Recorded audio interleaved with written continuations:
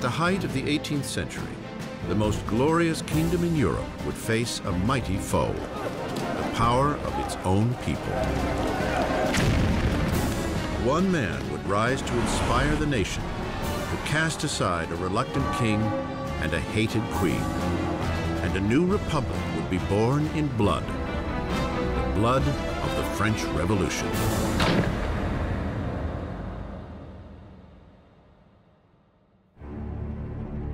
(1794), France's Conciergerie prison, an impenetrable fortress on the banks of the Seine River.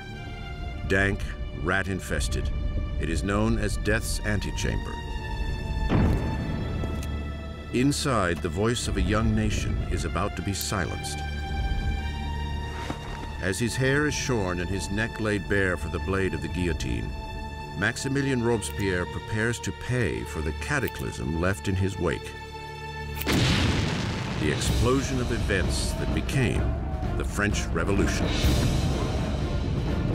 The French Revolution is this extraordinary moment when people began to believe that you could actually recreate almost everything in a society, that you could not only change the politics, the institutions, but you could change human nature itself through political action. The French Revolution really does constitute the crossroads of the modern world where everything begins to turn in a different direction.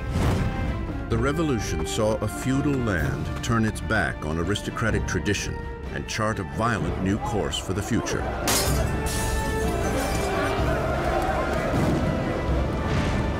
It would shake the very foundation of Europe, and its impact would be felt across the seas. The French Revolution is the most important event in Western history. There are developments that can rival it, like the Industrial Revolution, like capitalism, but if you mean an event, I can't think of anything more important. It was the revolution that upset things the most. I mean, again, when you consider that it got rid of the Catholic Church, it got rid of Christianity, it got rid of the nobility, it got rid of the king, it got rid of all these things.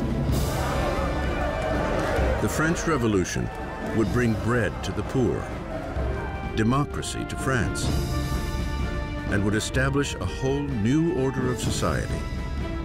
But progress would come at a price. It was really a moment of extraordinary hope, extraordinary ambition, and then it turned into this most horrific tragedy. Now, broken and defeated, Robespierre, not 2 days before, stood atop his world, presiding over the greatest and bloodiest revolution Europe had ever known. So true to its ideals, he was called the Incorruptible. So powerful, his slightest utterance could cloak an entire city in fear. A master orator, Robespierre's words were his weapon. Now, silenced by a bullet to the jaw, he awaits the same swift and brutal end he has brought down upon so many others. The revolution is about to eat its own.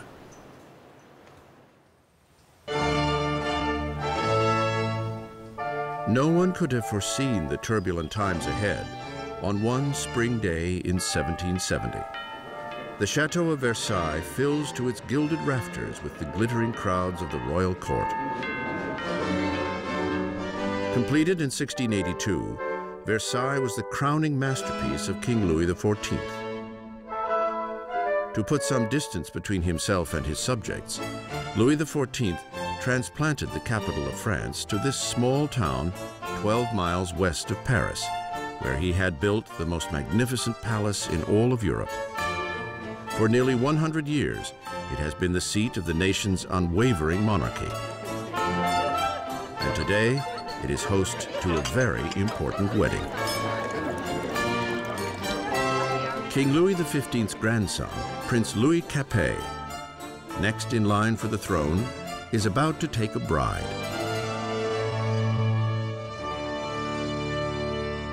Just 15 years old on the eve of his wedding, Louis Capet is bashful and hesitant, with few of the characteristics expected of a future king, much less a husband. Louis was this pudgy, shy, painfully inadequate 15-year-old with absolutely no social graces at all. Louis XV's mistress, Madame du Barry, called him a fat, ill-bred boy. Basically, he was just a schlub. It was very hard for Louis to come to decisions. He dithered incessantly. He was always ready to be persuaded by the last person he had talked to. Again, those are usually not considered good leadership qualities. Louis's marriage is a political union between Austria's royal family, the Habsburgs, and his own, the Bourbons. The wedding symbolizes the end of an ancient rivalry and the beginning of new regional ties. The young bride-to-be arrives in France, a wide-eyed and pretty 14-year-old girl, Marie Antoinette. Marie Antoinette is an Archduchess of Austria. She's the youngest daughter of the Empress Maria Theresa. And she comes to France as part of a marriage deal which represents a great reversal of alliances, whereby for the first time in living memory, France and Austria become allies rather than enemies. Marie comes to France as a political gesture, but as a teenager, she has little interest in political affairs. Well, when Marie Antoinette came to Versailles, she was very young. She didn't know a great deal about the country she was coming to. She didn't know about the customs. She didn't know about the court. She was certainly a headstrong girl, a very lively girl, but she was still a girl. When Marie Antoinette comes to Versailles, she is just a teenager. She is blonde with blue eyes. She is pretty, and she likes being attractive to people. And she comes with the intention of winning over her husband and her new family.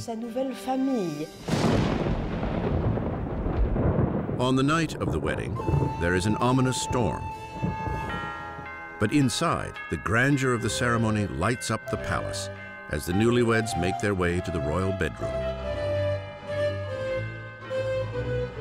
In an age-old ceremony to encourage the conception of an heir, the king's courtiers are present as the awkward young couple is revealed in the marriage bed for the first time. The crowd is delighted and expectations are high. But once the curtains are drawn, it's clear that an heir will not be so easily produced. Louis was not only not interested in ruling, Louis wasn't particularly interested in loving either, and he paid her no attention on the first nights or even further into their marriage. Many years will pass before the marriage is finally consummated. The lack of an heir will soon spark gossip all across the kingdom that will continue to plague the couple for years to come. The grand wedding gala continues for days. But outside the gates of Versailles, there is hardly cause for celebration. Years of mismanagement by the monarchy have left the French people deprived and hungry. Nearly a decade earlier, King Louis XV lost the 7 Years' War, battling Great Britain over territory in North America. The ill-fated conflict all but bankrupted France of money and prestige, leaving the country's coffers drained, even as its population is growing bigger every day. With diseases like the plague a distant memory, fewer people are dying, but more and more of them are hungry. France grew from 20 million to 26 million in the 18th century after having grown only 1 million in the preceding 2 centuries. That put tremendous strain on what was there, and so there was a lot of anxiety. 4 years after the royal wedding, Prince Louis's grandfather loses his final battle with smallpox.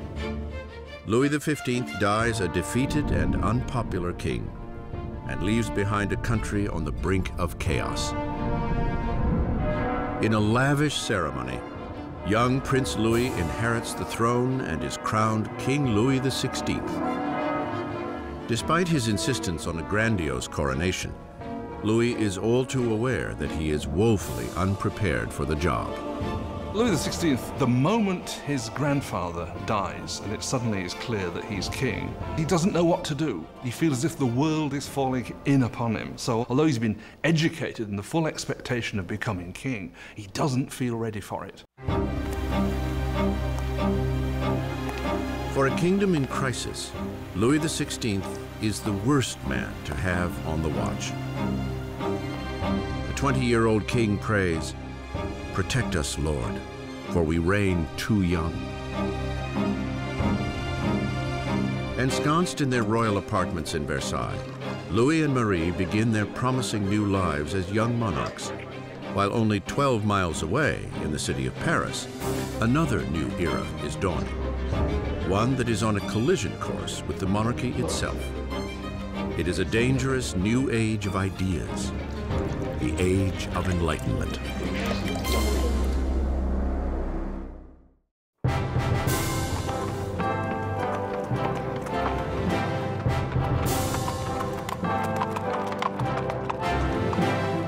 As the royal carriage approaches the esteemed Louis le Grand College, crowds gather for a glimpse of grandeur. It is a day to welcome the newly crowned king, Louis XVI, and his lovely Austrian wife to the city of Paris.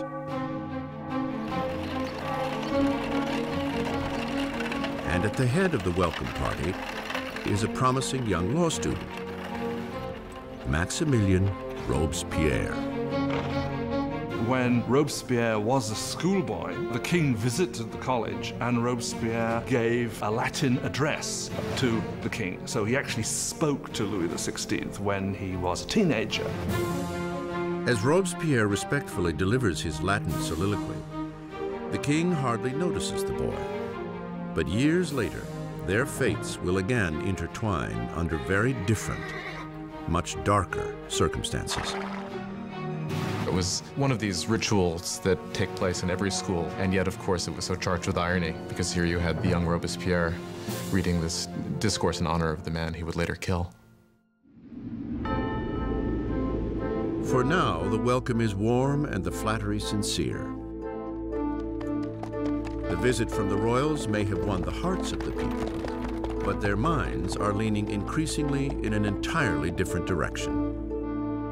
Since the Middle Ages, European society had been broken into three distinct classes, dictated by birth. There was a great divide between the wealth of the nobility and the clergy and the poverty of the peasants. Then, at the blossoming of the 18th century, reason and science began to challenge this age-old tradition. Swept up on a current of innovation and new literature, Paris now radiates as the philosophical center of the world. The city pulses with a great flourishing of knowledge, a shining beacon of possibility. It is the age of enlightenment. The Enlightenment is a movement which says don't trust authority, don't trust anything that you've been told by anybody else at all. Think it out for yourself, test it for yourself. In old regime Europe, you were told what to think. You were given information from above by your rulers, by your priests. And so the idea that you could map out all of human knowledge and then have access to it was revolutionary. In elite salons across Paris, aristocrats gather to discuss Enlightenment authors and the burgeoning age of reason. Voltaire, Rousseau, fresh voices who champion liberty, control of one's own destiny, and above all, equality. The passion for this new literature is highest among the upper class, but as Enlightenment ideas take root at all levels of society, the drive for equality will begin to threaten the aristocratic way of life. What makes it dangerous is it means you will eventually question, why are aristocrats the ones with privilege? Can't we change the world to make it a better place? Isn't progress possible? All of that will eventually undermine the idea that monarchy is natural, aristocracy is natural, and hierarchy is natural. To see Enlightenment ideals in action, one need only look across the Atlantic, where the Americans are fighting for freedom from France's old nemesis, Great Britain. Young King Louis wants revenge for his grandfather's defeats, and he sees an opportunity in the American War of Independence. Louis commits to the cause a total of 2,000 million livres, enough to feed and house 7 million French citizens for a year. His investment would mark the beginning of financial collapse for France. America bankrupts France, in effect, because the debt which the French monarchy incurs in order to fight the American War of Independence turns out to be absolutely crucial in the financial situation of the French monarchy, because the French monarchy cannot